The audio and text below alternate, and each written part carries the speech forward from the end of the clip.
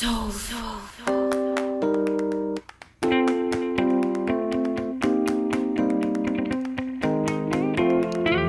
is Soliloquy Radio, the podcast that discusses philosophy, spirituality, consciousness, and paths to a positive lifestyle from a non-theistic perspective. So sit back and open your mind.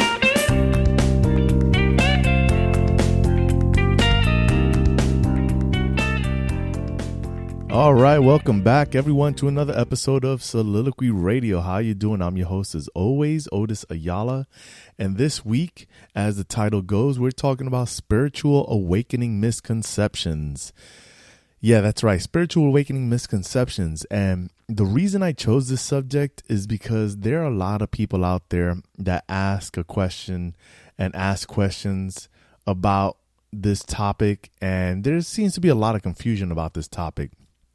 And another reason that I wanted to touch on this subject is because recently I saw a video that's been making its rounds across the internet that for me was kind of disturbing because I felt it was sending the wrong message out to people.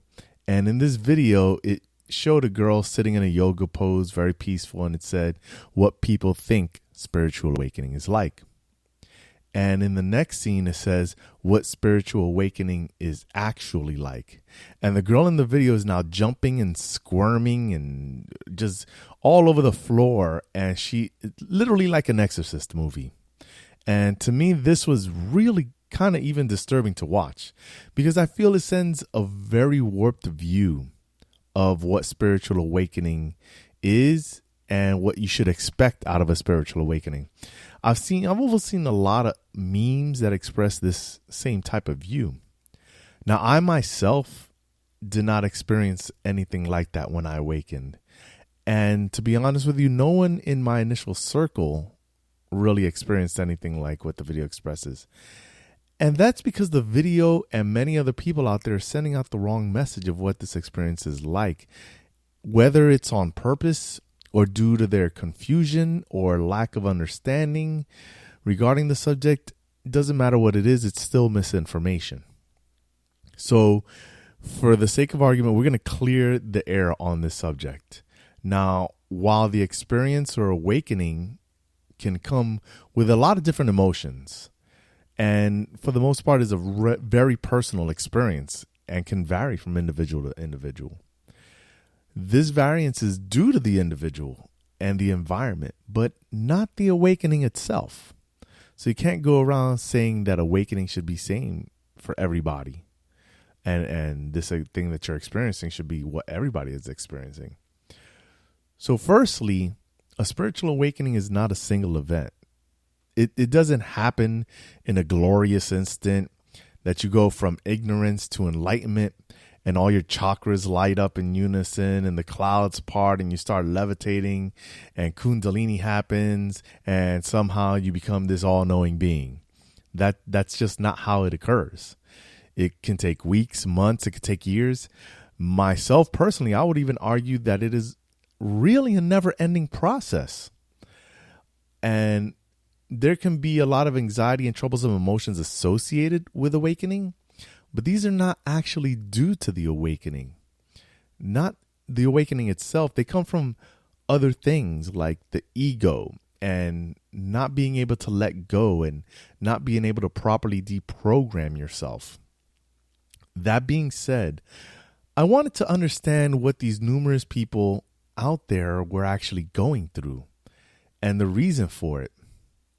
I wondered why this turmoil associated with awakening was so common this day when I read the forums or look online, as opposed to when I was first awakening and the people that were around me. So I reached out to a lot of people and I got a lot of their responses. And from what I was able to gather up, all this information, I've come up with the following reasons why people are experiencing all these negative emotions and turmoil during an awakening.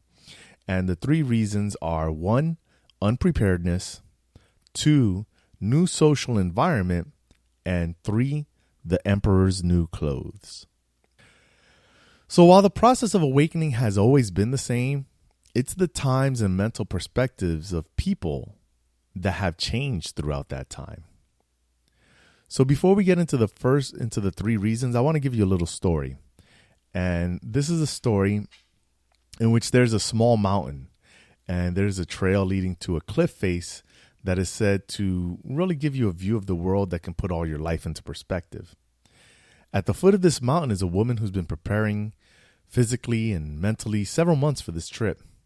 So she does her stretches, she does some last minute checks on her gear and starts walking up the trail. And a short time later, this other man comes to the base of the trail, and he went on this trip on a whim. He didn't prepare and he's out of shape, and he struggles to put on this huge backpack. I want you to imagine this huge backpack filled with just tons of unnecessary things that he wouldn't have needed for this trip.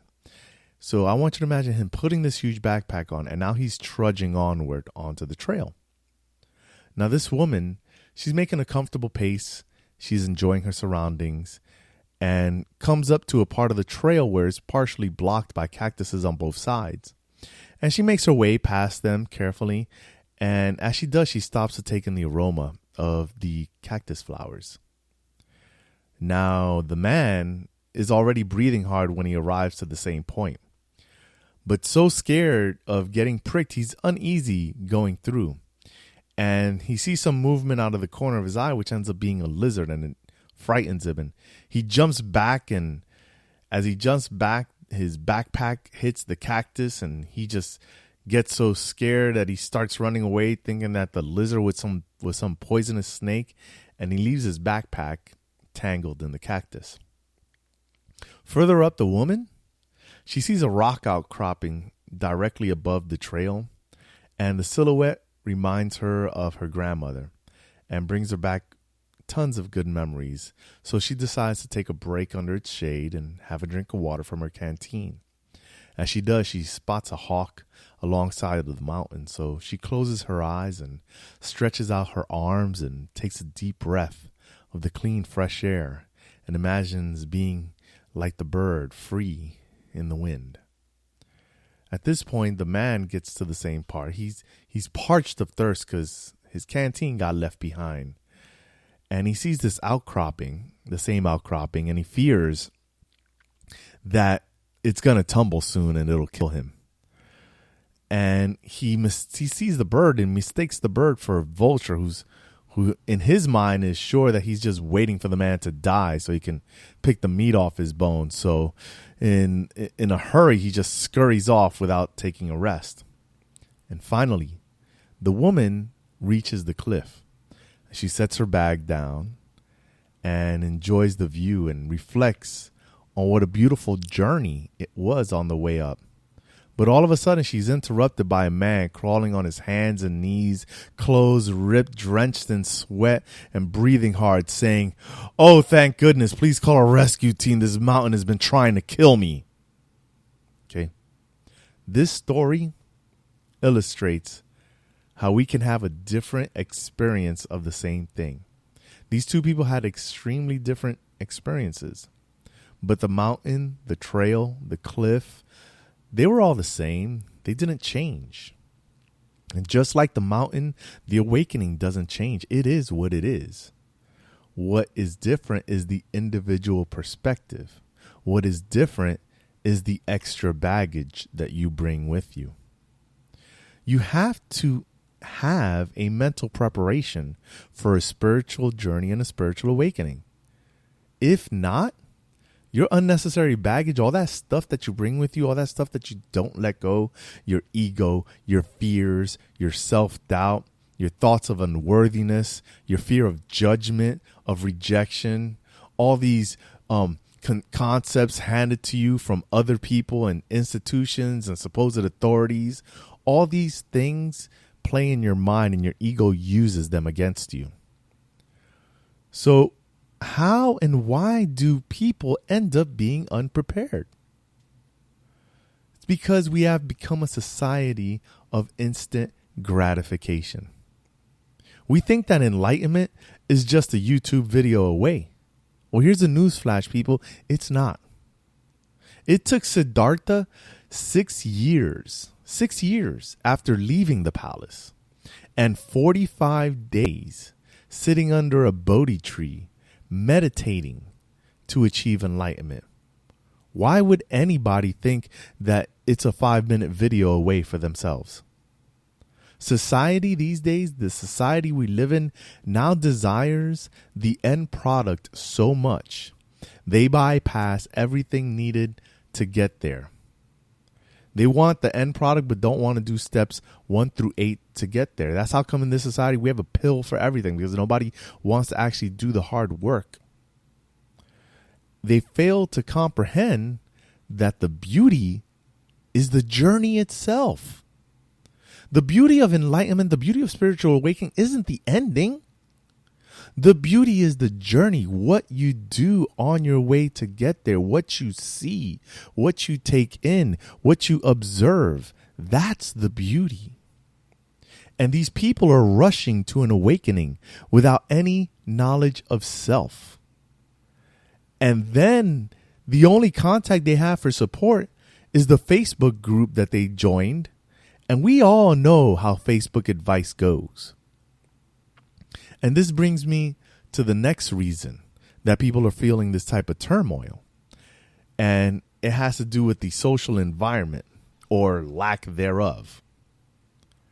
We live in a technologically connected social media trend following world. It's a world where we're all connected, but we've lost the ability to connect to an individual. We have a social media, but we're socially awkward. We share likes, but don't know how to offer real support. When you awaken, you begin to see people for who they truly are. You tear away the veil of falsehood about not only others, but yourself and your very way of life. And this right there is where the turmoil, the rage, the anxiety, the depression, and all other negative aspects are coming with today's awakenings. See, one person I reached out, they said it perfectly. I mean, they summed it up in a way that I really opened me up to understand what people today are going through. And they said this is what they said. They said, at first, I was delighted. Everything felt so easy flowing, top of the world, until I noticed I could feel me and other people being on different frequencies. People that used to fit all of a sudden don't anymore. A sense of loneliness, anger, WTF am I doing here? And why are we all contributing to this nonsense? I felt very alone. It's like the mask is falling off of people, and I can now see, and sometimes it's not a pretty sight. The world we live in, people, is fake. In case you didn't know, the very world, the culture, the social media, everything we live in is fake. Reality shows are fake. Instagram is fake. Snapchat filters are fake. People's posts on Facebook are fake. The lives that they portray out to other people that's so perfect is fake. When you awaken and you see this fake world, this world has become so fake for what it really is, people must feel like they just took the pill in the Matrix and they're having their mind blown away. I mean, it's really no wonder people who've grown up knowing nothing but this type of society, this culture, are having such a time coping with awakening. I'm just thankful that I was fortunate to have started on my path in a pre-social media, pre-internet era. And that my circle of friends, my acquaintances, the people that were actually physically there around me, that I physically interacted with, that we were all moving in that same direction. And due to the lack of internet, I was able to pay more attention and listen to my higher self without all the other distractions. See, in those days, we had to physically seek out others of like minds, to converse with, to share with.